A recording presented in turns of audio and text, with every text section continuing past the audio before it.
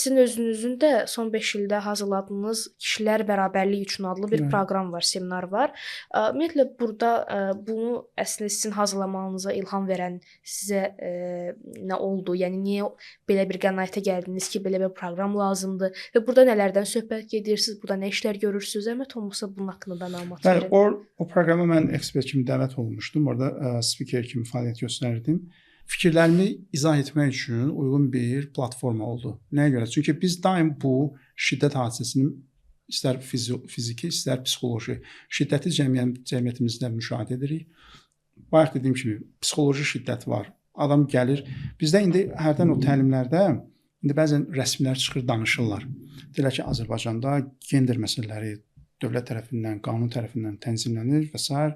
Razıyam. Azərbaycanda qanuna baxanda qanunda heç bir gender pozuntusu yoxdur. Amma qanunla praktika bəzən bir-birini tamamlamır. Yəni adam çıxır tutalım, bəli, qanunda oxuyuruq ki, heç bir ayrı-seçkilik yoxdur. Amma evdə necə, reaksiyada necə, münasibətlərdə necə, bu var yoxsa yox.